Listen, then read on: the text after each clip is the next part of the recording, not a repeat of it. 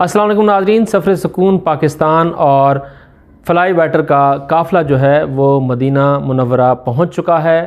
جیسے ہم آپ کو مسلسل اپڈیٹس کر رہے تھے عمرہ کے حوالے سے، اس وقت فلائی بیٹر اور سفر سکون پاکستان کا جو قافلہ ہے وہ پہنچ چکا ہے مدینہ المنورہ اور مسجد نبوی میں وہ حاضری دے چکا ہے۔ میرے آپ کو بیک گراؤنڈ میں نظر آ رہا ہوگا جو فیسلٹیز ہم نے زائرین کو دی ہیں، وہاں پر جو ہوٹلز ہم نے جن کے بارے میں ہم نے آپ کو بتایا تھا کہ وحدت الصفا جو ہے وہ ہوٹل ہم نے بک کیا ہے اپنے زائرین کے لیے۔ 4 سٹار یہ پیکج تھا۔ آغا ملازم حسین علوی جو ہے وہ اس قافلے کی قیادت کر رہے ہیں اور اس وقت ہمارے زائرین جو ہیں وہ مدینہ المنورہ میں موجود ہیں۔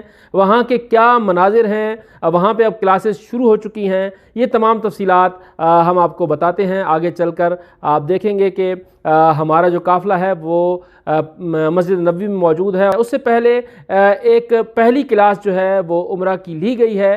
مزید کلاسز جو ہیں وہ اب آنے والے دنوں میں لی جائیں گی، کیونکہ ابھی مدینہ کی زیارات مکمل کرنی ہیں اور جیسے ہی مدینہ کی زیارات مکمل ہوں گی تو پھر مدینہ شریف سے ہمارا یہ جو سفر ہے حجاز مقدس کا، یہ مدینہ سے مکہ المکرمہ کا ہوگا۔ وہاں پر جو فیسلٹیز ہوں گی وہاں چل کر ہم آپ کو اس حوالے سے آگاہ کریں گے۔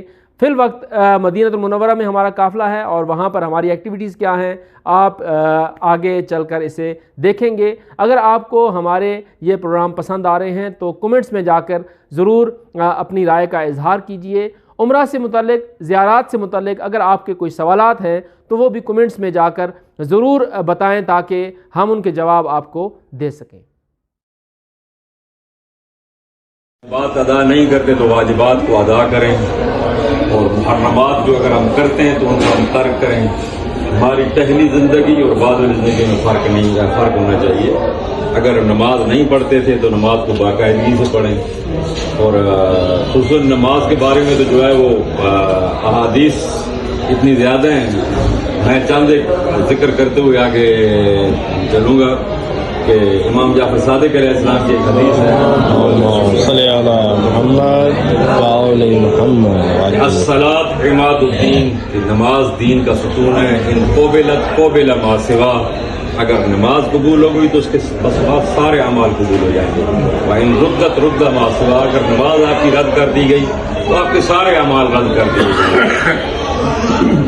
اور امام حسین علیہ السلام کو جب ایک صحابی نے نماز کا وقت یاد دلایا تھا کہ مولا نماز کا ٹائم ہو گیا ہے، تو مولا نے اسے کیا دعا دی تھی کہ جعلک اللہ من المصلین، کہ تیرا مولا نمازیوں میں شمار کرے۔ اور امام علیہ السلام نے اپنی بہن کو جو وصیتیں کی تھی وہ بھی نماز کی تھی کہ لا تنسینی فی صلاۃ اللیل، اے میری بہن مجھے نماز شب میں نہ بھولنا۔ نماز جو ہے وہ بڑی اہمیت رکھتی ہے، جو اگر نہیں پڑھتے تو باقاعدگی سے پڑھیں، کیونکہ صادق آل محمد کی ایک حدیث ہے کہ لا ینال شفاعتنا مستخفا بالصلاۃ، کہ جو نماز کو خفیف سمجھتا ہے وہ ہماری شفاعت نہیں پا سکے گا۔ خفیف سمجھنا یعنی اس کو آخر وقت میں جا کے پڑھنا، چاہے اہمیت نہ دینا، اذان آ جائے اور وہ بیٹھا رہے لاو و لاب میں پڑھا رہے، یعنی پڑھتا ہے نماز لیکن پہلے وقت میں نہیں پڑھتا، باقاعدگی اس کو اہتمام نہیں کرتا، تو وہ بھی ہماری شفاعت کو نہیں پا سکے گا۔ ہم نے اگر ان سے شفاعت پانی ہے ظاہر ہے ہمیں نماز کا اہتمام ضرور کرنا پڑے گا۔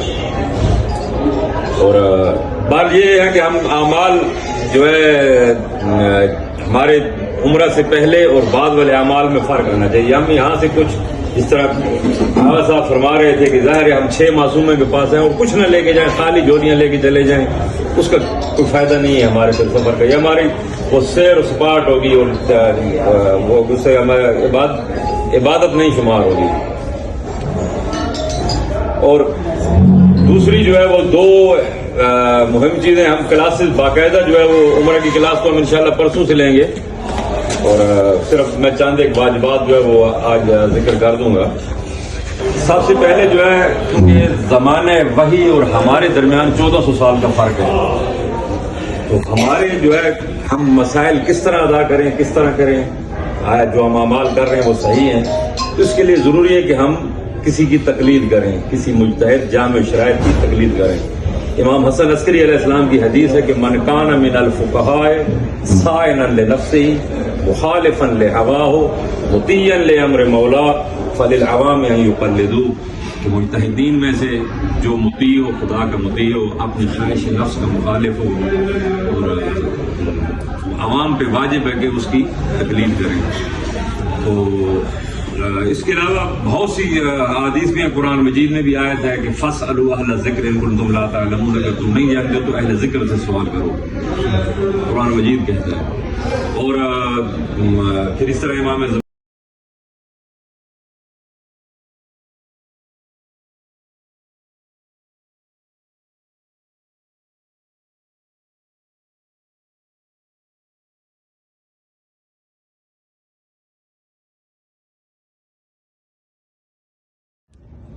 وبقوتك التي قهرت بها كل شيء وخضع لها كل شيء وذل لها كل شيء